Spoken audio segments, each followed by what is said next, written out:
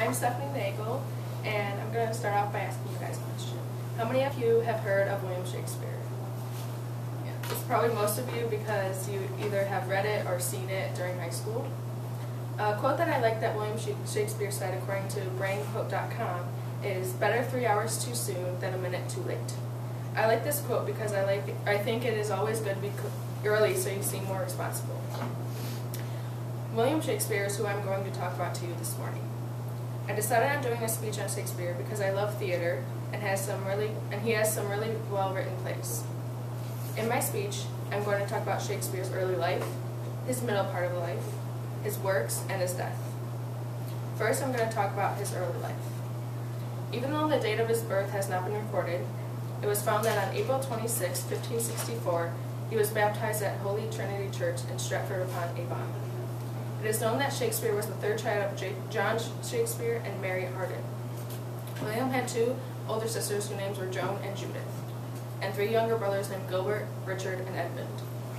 According to biography.com, scholars have surmised that he most likely attended the King's New School in Stratford, which taught reading, writing, and the classics. Now I move on to Shakespeare's middle part of his life. On November 28, 1582, William Shakespeare married Anne Hathaway in Canterbury Province. This is not the same Anne Hathaway that we know today. When William and Anne got married, it was known that William was 18 and Anne was 26.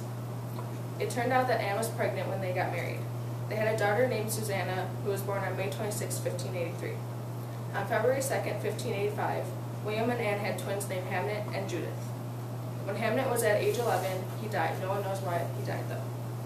By 1592, William Shakespeare earned a living as an actor and a playwright in London.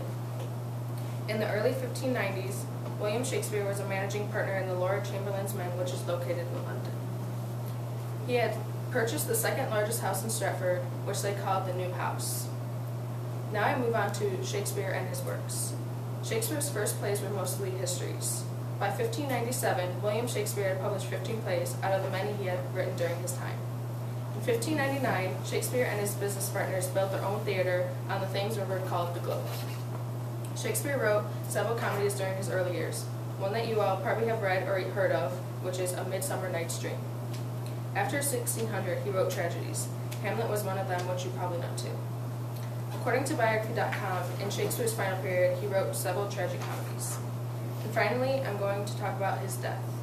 Records show he was put into Trinity Church on April 5, 1616. Biography.com said he left a will leaving a lot of his things to Susanna, which was his oldest daughter. Though entitled to a third of his estate, little seems to have gone to his wife Anne, whom he bequeathed his second best bed. This has drawn speculation that she had fallen out of favor or that the couple was not close. However, there is very little evidence the two had difficult marriage.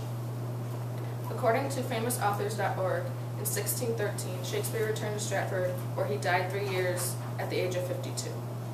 In conclusion, I have told you about William Shakespeare's early and middle part of his life, his writings, and the last part of his life.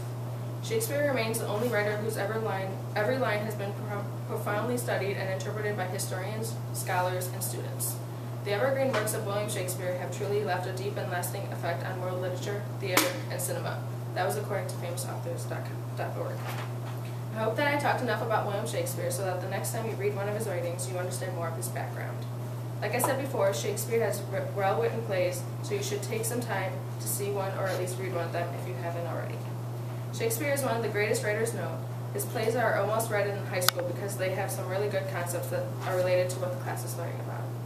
I will leave you this morning with a quote from otiliusdirectory.com that Shakespeare had said, which is, "A friend is one that knows you as you are, understands where you have been, accepts what you have become, and still gently knows you to grow." Thank you.